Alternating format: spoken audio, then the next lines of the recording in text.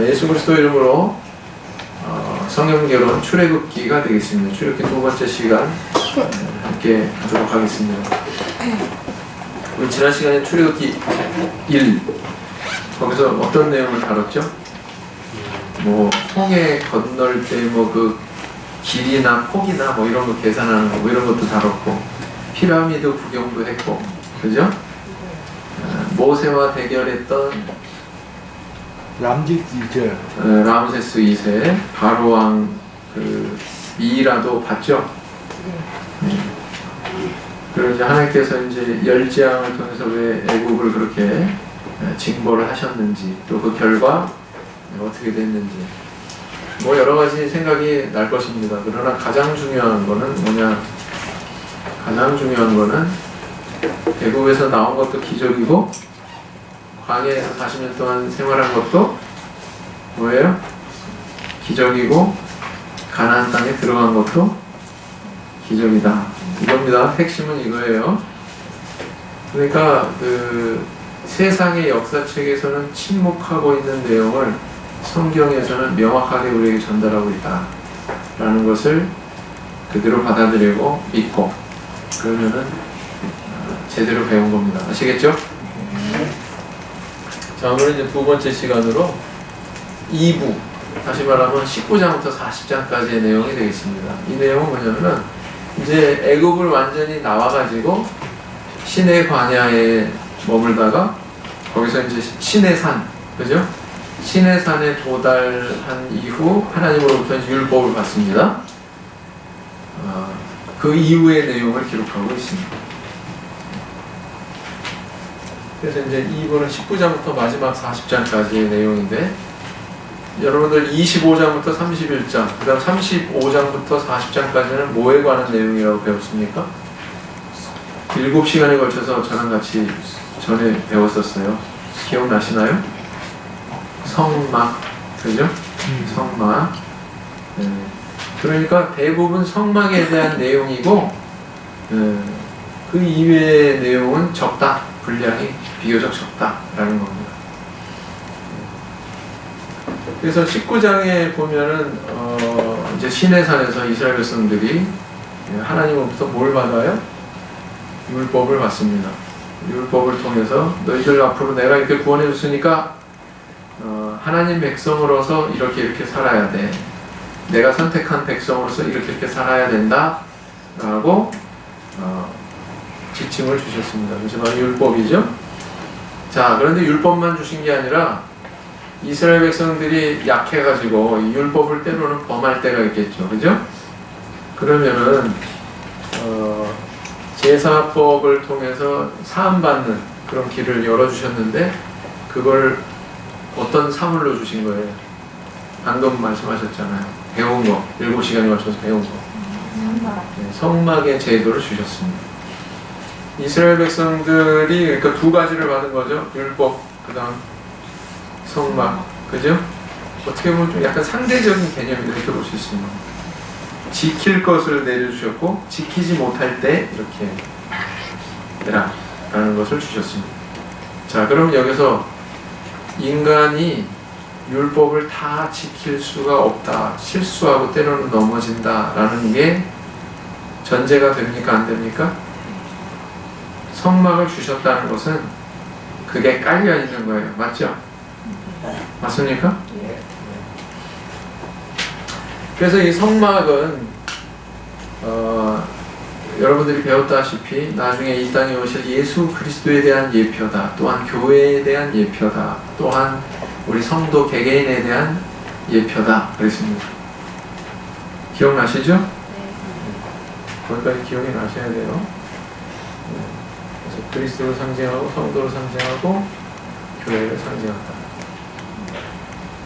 하나님께서는 이렇게 시내산에서 이스라엘 백성들한테 율법을 주시면서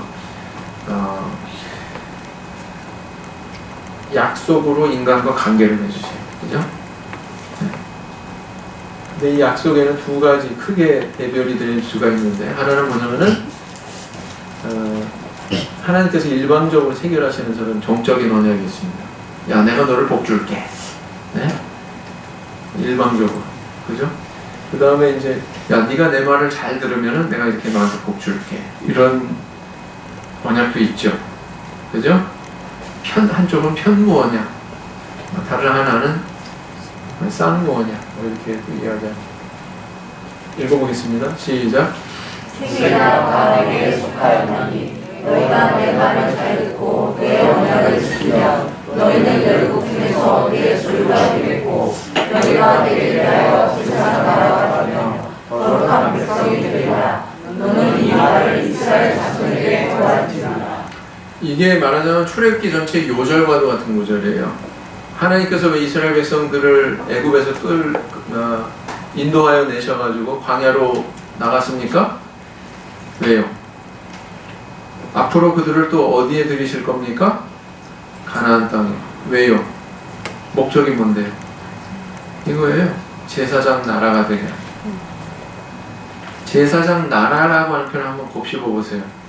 제사장은 자기 자신을 위해서 존재하는 게 아니라 중보자예요. 중개하는 역할을 하는 존재가 바로 제사장이에요. 백성들은 직접 제사 드릴 수 없습니다.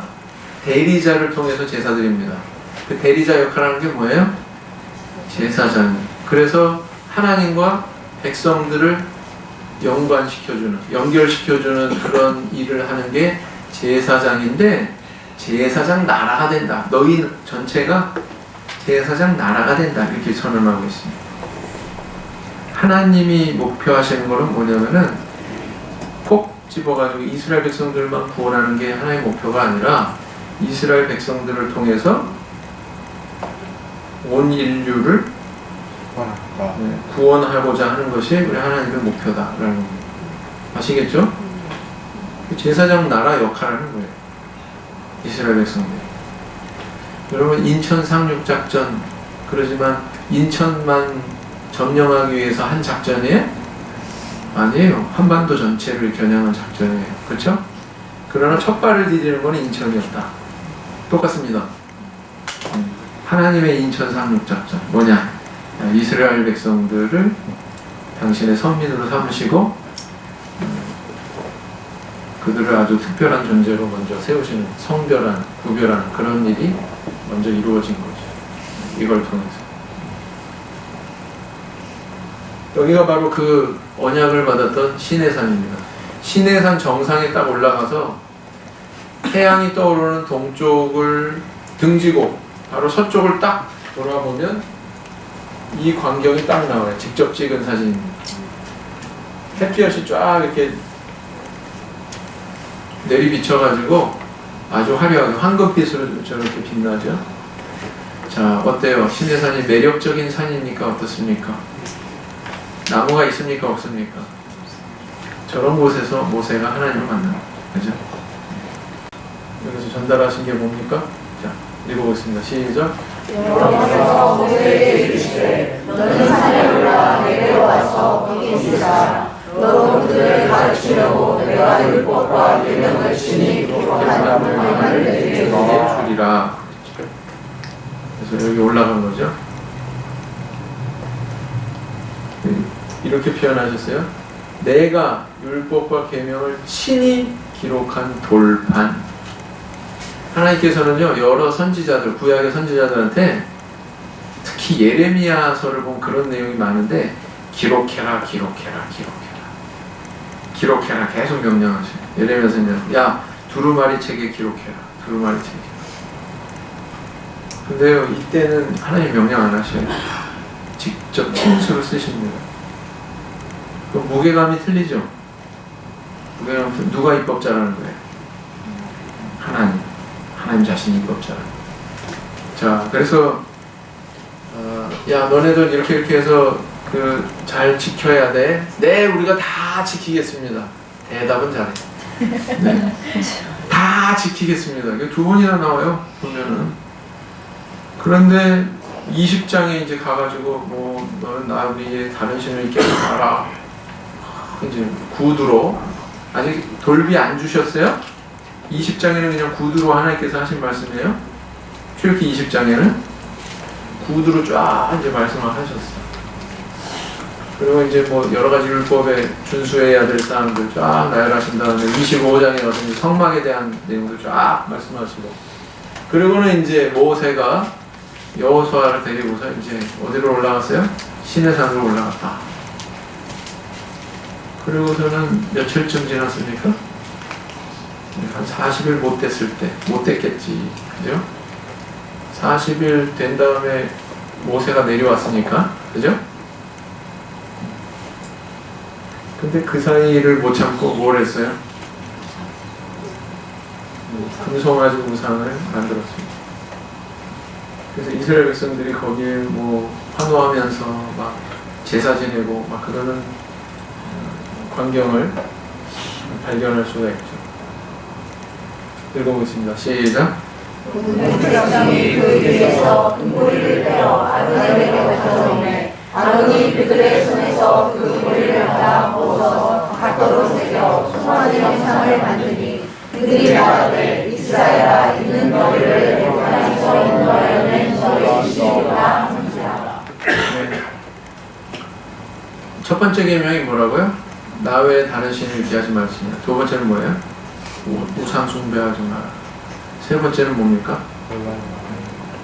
네? 하나님 여호와 이름을 많은 데 일컫지 말라. 여호와 이름 많은 데를 일컫지 말라. 그렇죠. 자, 다른 신을 섬긴다고 하는 것이 우상 숭배다. 말하자면 이제 뭐 내가 교회도 다니고 하나님도 믿는다 그러면서 저기 뭐 불당에 가가지고 석가모니한테 뭐 일천배를 하고 그럴 일 없겠죠. 그것만 우상 숭배가 아니라 잘 보세요. 이스라엘 백성들이 하는 이 일의 의미를 한번 가만히 생각해 보세요. 금송아지 우상을 일컬어서 뭐라고 선언하고 있습니까? 너희를 애굽 땅에서 인도하여 낸 너희 신이로다 이렇게 선포합니다. 하나님 안 믿는 게 아니에요. 하나님을 믿어요. 근데 금송아지를 하나님으로 믿는 거예요. 그죠? 그러니까 하나님을 배반한다는 게 하나님을 믿는다고 하면서 하나님한테 등 돌리고 다른 신을 숭배하는 거, 그게 아니라 하나님을 섬기는데 하나님 아닌 것을 하나님으로 인식하고 그것을 섬기면 그게 바로 뭐다? 그게 우상 숭배다. 이렇게 볼 수 있는 거죠. 맞습니까? 네. 굉장히 중요한 점을 시사하고 있습니다. 이 말씀. 그래서 모세가 그런 백성들을 보고서 어떻게 했어요? 네? 신수로 새기신 그 돌비를 어떻게 했습니까? 바닥에다 깨버렸어요. 감히 하나님이 주신 거, 네? 감히 깨버렸어. 근데 하나님은 항상 손해보시는 분이 아니거든요. 야, 너 그 처음 것과 같이 깎아가지고 와. 맨 처음에 하나님이 깎아가지고 친절하게 새겨가지고 주셨는데 두 번째는 뭐라 그러셨어요? 너 돌비 처음 것과 같이 똑같이 깎아갖고 와. 그랬단 말이에요. 그 받아 적어. 그랬어요? 아니요. 그렇게 안 하셨어요. 두 번째도 역시 돌비는 모세가 깎아왔을지언정 거기다 새기는 거는 누가 하신 거예요? 하나님께서 하셨어요. 무게감이 틀리죠. 그죠? 그 10개 계명 중에 네 번째 계명이 뭡니까? 바로 안식일을 기억하여 거룩하게 지켜라. 여러분들 그걸 깊이 명심하고 있어야 돼요. 하나님이 입법자인데, 그죠? 그걸 어떻게 감히 그걸 손댈 수가 있어요, 인간이. 아무리 로마 황제지만. 정당한 일입니까? 부당한 일입니까? 부당한 일이죠. 형제 반, 자매 반. 시작.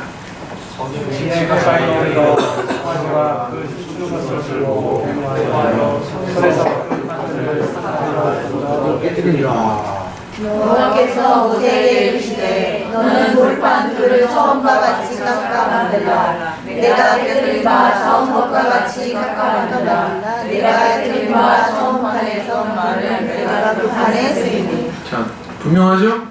누가 쓰셨어요? 하나님께서 쓰셨어요. 하나님이 입법자다. 자, 그러고서는 이제 이스라엘 백성들이 35장부터는 이제 모세의 명을 따라서 성막을 짓는 그런 내용이 쭉 기록을 하고 있습니다. 25장. 그죠? 형제반, 너무 짧다. 자매반, 밑에 형제반. 시작. 물은 내가 내게 보이는 대로 장막의 식양과 그 기구의 식양을 따라 지을지니라. 여호와께서 모세에게 명하신 대로 이스라엘 자손이 모든 역사를 피하되 모세가 물을 모든 것을 거두어 여호와께서 명하신 대로 되었으므로 그들에게 축복하였다. 제가 전에도 설명했지만 25장부터 31장까지는 설계에 대한 내용이고 35장부터 40장까지는 시공에 대한 내용이다 말씀드렸죠? 그리고서는 나중에 시공을 다 완료한 다음에는 계속 반복되는 반복구가 등장하는데 그건 바로 뭐냐면은 하나님께서 모세에게 명한 대로 다 준행하였더라. 이게 계속 나오고 있다. 이렇게 말씀드렸습니다. 그죠? 성경을 강조하고 있는 거예요. 설계대로 그대로 다 준행했다. 그것을 성경은 우리들에게 아주 깊이 명심하도록 강조하고 있는 거다. 익숙하시죠? 네. 네. 그래서 바로 성막은 어떻게 보면 성경 전체를 관통하는 핵심 주제이다. 이렇게 볼 수가 있습니다. 핵심 주제 중에 하나다. 이렇게 볼 수가 있습니다. 그래서 출애굽기 전체를 여는 그런 열쇠는 어디에 있을까요? 첫째는 뭐냐면은 출애굽 광야 시대에 대한 성경의 평가가 어떠냐를 한번 살펴보면 출애굽기 전체를 어떻게 바라봐야 되나 이제 안목이 생기는 겁니다. 시편 78편 아삽의 평가, 고린도전서 10장의 바울의 평가, 히브리 3장의 히브리서 기자의 평가. 히브리서 기자는 누군지 몰라요. 그래서 그냥 히브리서 기자라고만 썼습니다. 이 세 분의 평가가 일치됩니다. 어떻게 일치되느냐? 출애굽 광야 시대의 역사는 신앙 실패의 역사다. 하나님을 배반하고 슬프게 하고 등 돌렸던 역사다. 이렇게 보고 있습니다. 아시겠죠? 우리가 그 세상에서도 역사 공부를 잘 해야 된다고 그러죠. 역사 공부를 왜 합니까? 과거사를 살펴보면서 우리가 앞으로 살아갈, 현재로부터 미래에 살아갈 삶을 더 잘 살기 위해서. 맞습니까? 네. 그래서 성경도 크게 다르지 않다.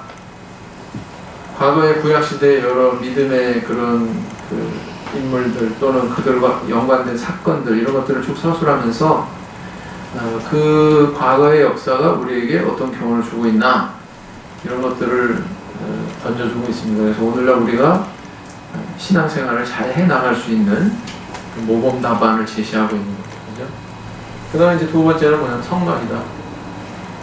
모세에게 명하신 대로 다 준행하였다. 하나님께서 모세에게 명하신 대로 다 준행하였다. 이게 계속 등장하고 있는 것은 뭘 의미하나?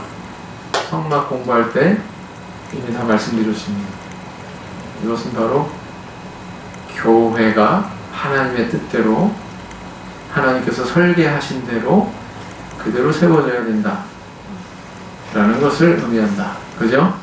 세례 우리가 마음대로 만든 거 아니에요? 그죠? 성찬례 우리가 마음대로 만든 거 아닙니다. 세종례 역시 마찬가지죠. 안식일 이런 것도 사람이 만든 거 아니에요? 누가 설계하셨어요? 하나님께서 설계하셨어요. 그리고 성전은 바로 그런 하나님의 설계대로 영적인 이 성전이 이루어져 있는 거죠. 그죠? 시편 78편 형제반 자매반 시작.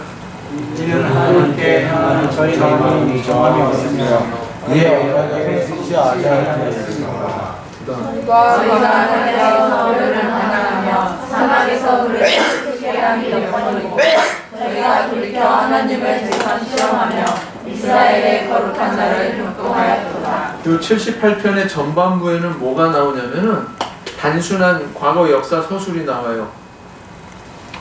출애굽 역사 서술이 나옵니다. 그래서 그들에게 뭐 열지왕이 행한 거, 뭐 또 홍해를 건너게 하신 거, 만나를 먹이신 거, 반석을 깨고 물을 주신 거, 그 다음에 불기둥, 구름기둥으로 인도하신 거, 이런 것들을 다 나열합니다. 그리고 나중에 가서 결론부에서 하는 얘기가 이거예요. 얘기입니까? 이스라엘 백성들의 마음에 정함이 없으며 그의 언약이 성실치 않았다는 거죠. 전체적인 역사가. 그도 그럴 것이 르비딤에서 물이 없어가지고 막 아우성 쳤잖아요. 모세를 돌로 칠 것처럼 그렇게 행동했잖아요. 근데 하나님께서는 반석을 쳐서 물을 마시게 하셨습니다. 그죠? 그러고 나서는 여호와께서 우리 중에 계신가 아닌가 함이 없더라. 그렇게 나와 있어요. 출애굽기 16장에 보면. 앞서서는 뭐 홍해 건넜을 때는 막 찬양하고 막 요란 법석 떨었는데, 네. 근데 조금 있다가 여호와께서 우리 계신가 아닌가? 광야에서 그를 반항하며 사막에서 그를 슬프시게 함이 몇 번이고 여러 번이라는 거예요? 한 번이라는 거예요? 한 번이라는 거예요? 두 번이라는 거예요? 여러 번이라는 거예요.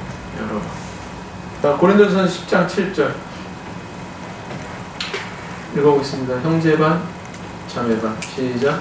너희 중에 어떤 이들과 같이 너희는 상수하여 기다라. 이렇게가 백성이 알아서 먹고 마시고 따라서 너희 중에 어떤 이들이 원망하다가 멸망시키는 자에게 멸망하였나니 너희는 저희와 같이 원망하지 말라. 네. 그래서요, 고린도전서 10장에 보면 이스라엘 백성들의 과거사를 조명하면서 바울 사도가 그 과거사를 조명하면서 고린도 교회 성도들한테 너네들 이러지 말고 과거처럼 이러지 말고 이렇게 똑바로 신앙생활 해야 돼, 이렇게 이야기를 하고 있다고요. 아시겠어요? 네? 자, 그래서 우리는 여기서 중요한 교훈을 봤는데 성경에는 부정적인 내용도 있고 긍정적인 내용도 있다. 긍정적인 내용은 우리가 그대로 그걸 교훈으로 받아가지고 지키도록 노력하면 된다. 부정적인 내용은 어떻게 해야 된다? 여기 지침을 주고 있어요. 어떻게? 되지 말자, 또 하지 말자, 이렇게 받으시면 돼요. 아시겠죠? 고린도전서 10장을 펴보시기 바랍니다. 5절, 6절. 5절, 6절. 10장 5절, 6절. 다시 읽겠습니다. 시작. 그러나 저희의 다수를 하나님이 기뻐하지 아니하신 고로 저희가 광야에서 멸망을 받았느니라. 그런 일은 우리의 거울이 되어 우리로 하여금 저희가 악을 즐겨한 것 같이 즐겨하는 자가 되지 않게 하려 함이니. 하나님이 왜 그런 것을 쭉 서술하게 하셨어요? 모세를 통해서 출애굽기에 기록하게 하셨어요? 우리로 하여금 그렇게 하게 하지 않기 위해서. 아시겠죠?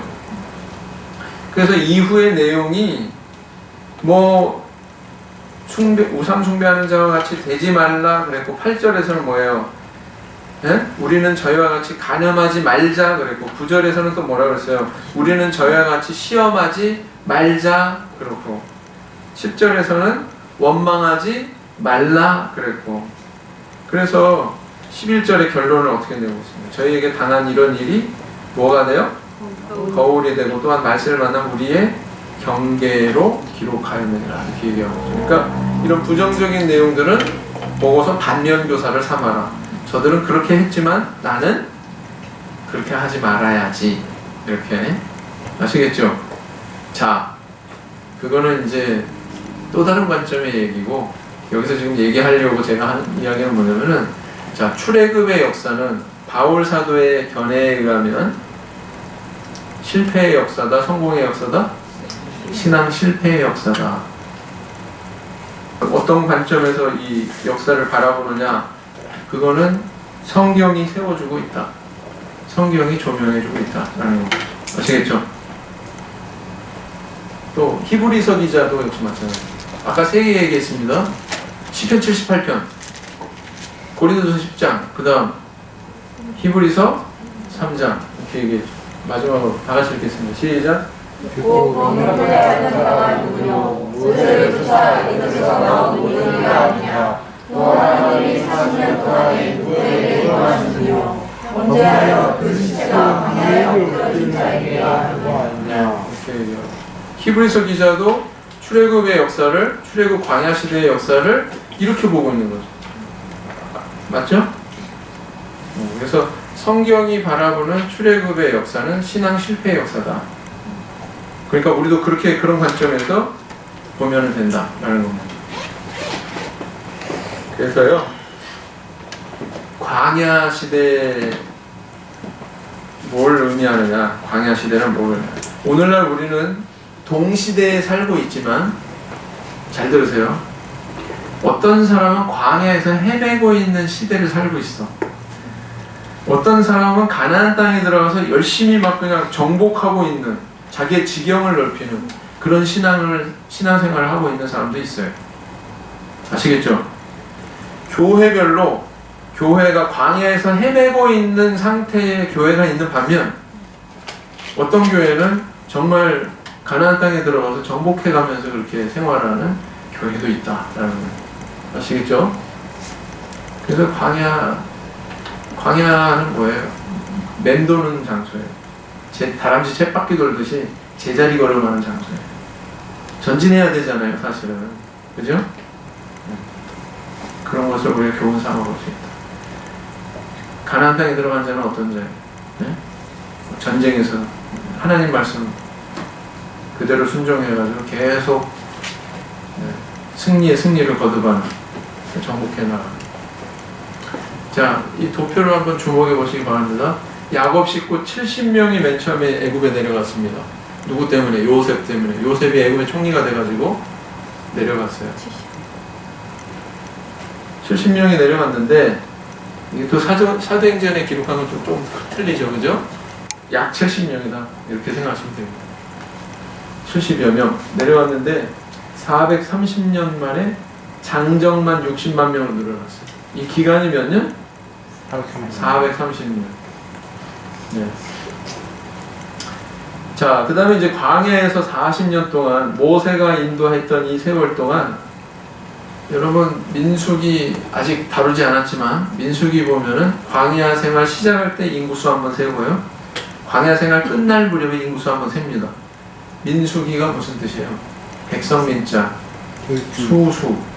그죠? 백성들의 수를 2번 세기 때문에 거기서 유래해가지고 한글 성경 이름을 뭐라고 붙였냐면은 민수기 이렇게 붙인 거거든요.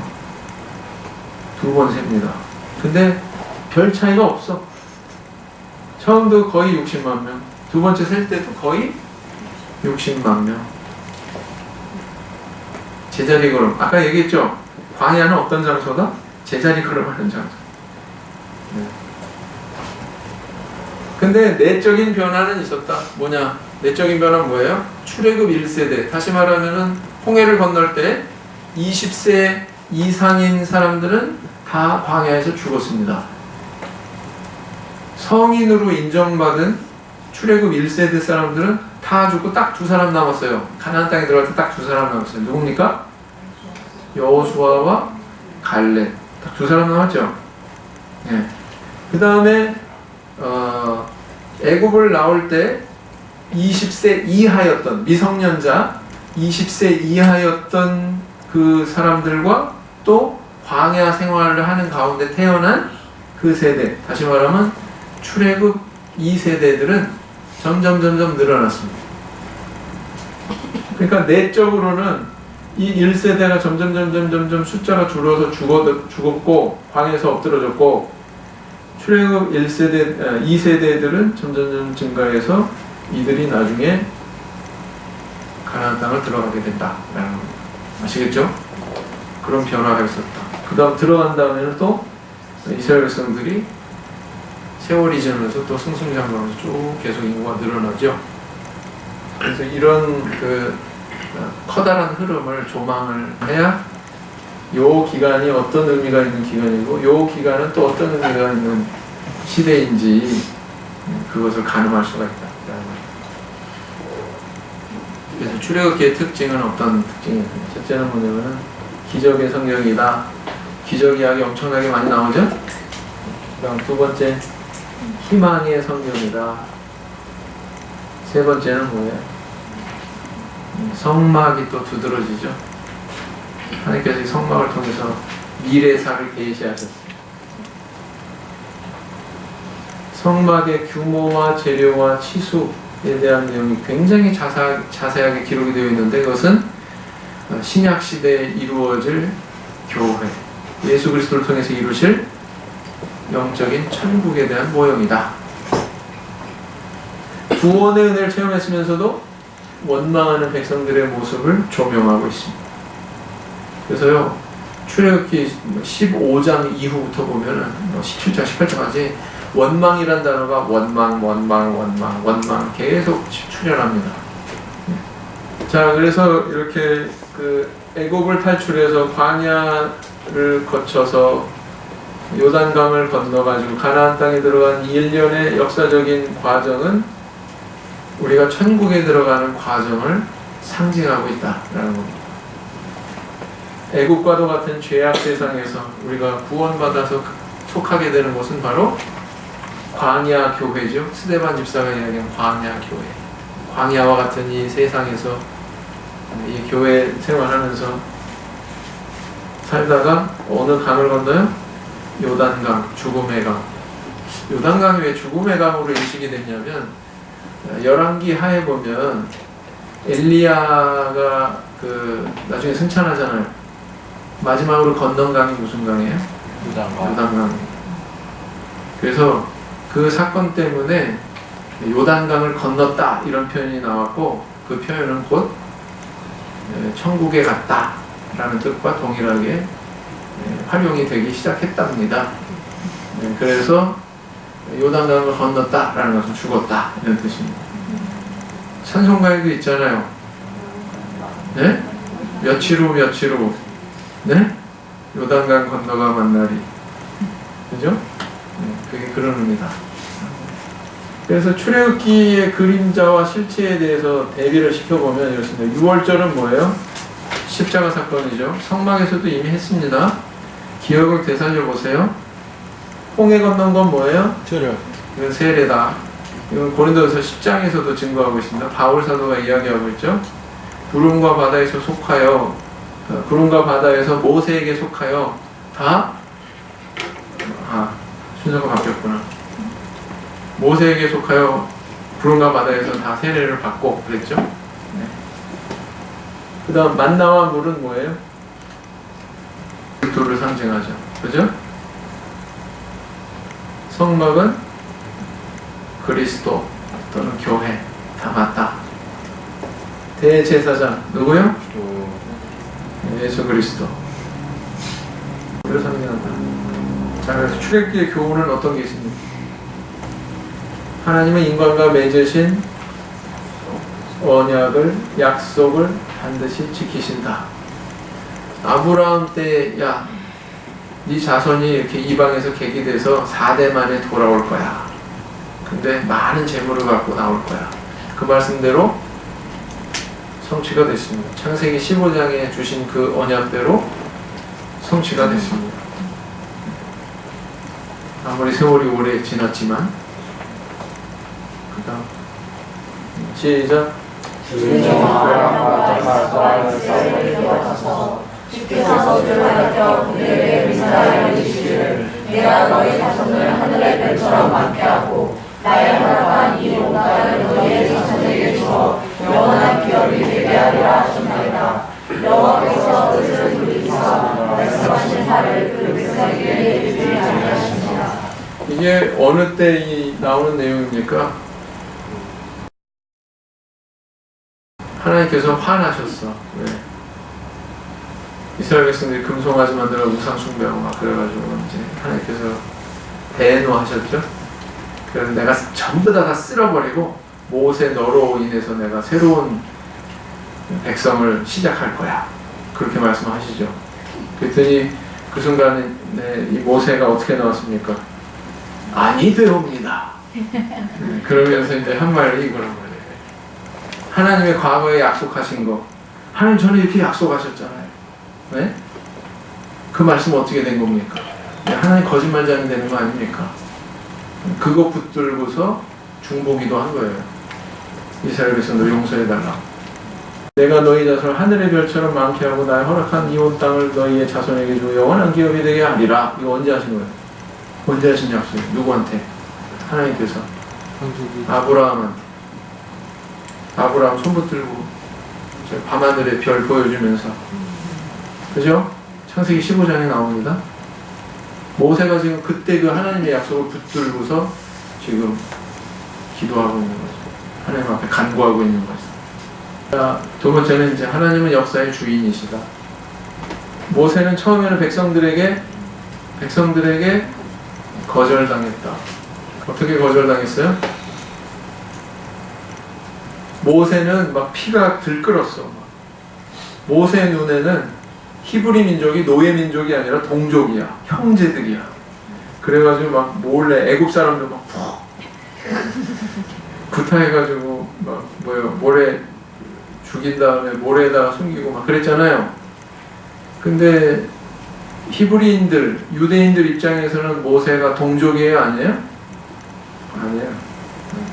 그래서 상처받아가지고 좀 미디안 광야로 그냥 가서 은둔 생활하잖아요. 몇 년 동안, 40년 동안, 그죠? 그리고 하나님께서 너 가라, 그러니까 안 가요. 가라, 안 가요. 네, 그 대목이 상당히 길게 나옵니다. 그걸 통해서 알 수 있는 건 뭐냐면 모세가 자의로 간 것이 아니었다. 누가 보내신 거예요? 하나님이 보내신 거예요. 고로 이스라엘 백성들 구원한 건 모세가 아니라 누가 구원하신 거예요? 하나님께서 구원하신 거예요. 성경은 그걸 보여주려고 하는 거죠. 그걸 알아야죠. 하나님은 고통스러워하는 자기 백성을 돌아보신다. 이스라엘 백성들의 기도를 들으셨다고 그랬어요. 그래서 움직이셨어요, 하나님께서. 네? 그래가지고 모세를 보내신 거거든요. 그 고통소리, 신음소리에 응답하셔가지고. 근데 정작 광야로 데리고 갔더니 얘네들이 배고프니까 뭐라 그래요?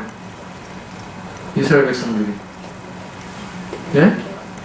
차라리 애굽에 있던 게 좋았겠다 이러고 앉았죠? 하나님이 정말 가슴을 칠 일이지. 언제는 나한테 뭐 고통 속에 부르짖더니 뭐 애굽에 있는 게 좋았다? 그냥 이것들을 이렇게 생각하셨겠죠, 그죠? 자, 하나님은 일꾼을 세우시고 사용하신다.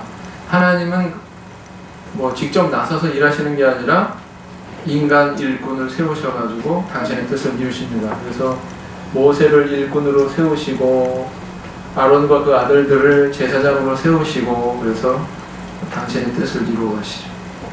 하나님은 당신의 백성들에게 의로운 삶을 요구하십니다.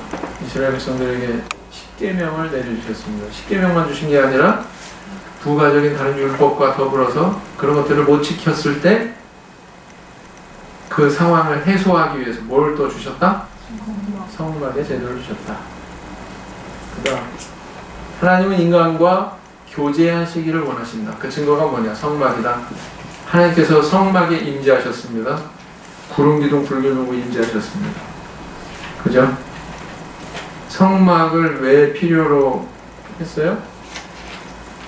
거기서 하나님께서 이스라엘 백성들하고 교제하죠. 누굴 중개자로? 모세. 하나님께서 모세와 대화하십니다. 그리고 모세가 하나님의 뜻을 백성들에게 전달하죠. 모세가 백성들과 하나님 사이에 왔다 갔다 하면서 교제를 하는 거죠. 하나님께서 교제하기를 원하십니다. 그리고 성막이 있는 그 장소를 중심으로 삼아서 동서남북에 이스라엘 백성들의 장막들이 세워졌잖아요. 그죠? 장막을 치심해. 뭐라고요? 장막을 치심해. 우리 가운데 거하심. 요한복음 1장 14절에 말씀이 육신이 되어 우리 가운데 거하심에. 그런데 그 거하심에가 뭐라고요? 장막을 치심해. 예수님이 육신을 얻고 입고서 이 땅에 오신 것은 뭐냐? 장막을 치신 거예요. 베드로 사도가 고린도 바울 사도가 고린도 후서에 썩을 장막 이렇게 표현했을 때, 그 썩을 장막은 뭐예요? 우리 육신이죠? 그죠? 우리 육신을 뭘로 비유하고 있어요? 썩을 장막. 땅에 있는 장막이 무너지면 이렇게 얘기해요. 그 장막은 바로 우리 육신을 얘기하는 거예요. 예수님이 이 땅에 육신으로 있고, 이 땅에 하나님이 예수님으로 화해해서 이 땅에 오신 것, 장막을 치시네, 이렇게 표현하고 있다. 그래서 하나님께서는 우리 인간과 교제하기를 원하신다. 우리가 올라갈 수 없으니까 하나님이 친히 이 땅으로 찾아오셨다 라는 거죠. 모세는 예수 그리스도를 예표하는 인물이다. 모세는 예수 그리스도처럼 선지자, 제사장, 왕의 삼중직을 담당하셨다. 모세는 예수처럼 태어날 때 유황살 명령에서 생명의 위협을 받았다. 뭐 이런 것들 뿐만 아니라 또 뭐예요? 모세는 어떻게 보면 왕도 될 수 있었어. 모세는 정말이에요. 정황을 따져보면 무남동녀 외딸의 양자잖아요. 바로의 무남동녀 외딸의 입양된 왕자잖아요. 그죠? 잘하면 왕도 될 수 있었다. 그러나 자기 스스로 그거를 차버린 거죠. 어떻게 보면. 왜? 동족의 형제 때문에. 모세는 예수가 세례를 통해 당신의 백성을 구원하신 것처럼 홍해를 건너게 하여 애굽의 군대로부터 들을 뻔했다. 모세는 율법을 전달한 것처럼 예수께서도 마태복음 5장에 특히 그런 내용이 두드러지는데, 산에 올라가서 예수님께서 백성들한테 율법을 가르치셨죠. 산상보. 그죠? 모세는 예수가 성도를 위한 중보자이신 것처럼 예수 그리스도께서는 또 중보자이시다. 오늘 우리 성도님들이 기도하는 거 다 예수 그리스도께서 중보해 주시는 거죠. 그래서 이것을 도표로 또 나열을 해보면 이렇습니다. 모세, 남자아이가 태어나면 다 하수에 던져라 그랬죠. 헤롯 대왕이 뭐라고 명령합니까? 2살 이하의 아이들은 다 이거 명령하죠. 자, 모세는 40년 동안 광야에서 연단받았습니다. 미디안 광야에서. 예수님 40일 동안 금식하시고 시험 받으셨습니다. 그렇죠? 그 다음 십계명 선포해줬고, 예수님께서는 산상보험 선포하셨고, 바로의 왕좌를 그는 버렸습니다. 예수님도 하늘 보좌를 버리시고 이 땅에 내려오셨죠. 그 다음 모세는 12지파를 이끌고 광야를 바로 인도에 갔습니다. 그런 것처럼 예수님께서 12제자를 이끌고 다니셨죠. 이런 면에서 일치하는 것 같아요. 성막을 건축했다. 우리 예수님은 영적인 성막, 다시 말하면 교회를 세우셨다라는 것입니다. 그래서 많은 부분에서 또 모세는 예수님을 예표하는 인물이다, 이렇게 볼 수 있다. 끝났습니다. 오늘 여기까지.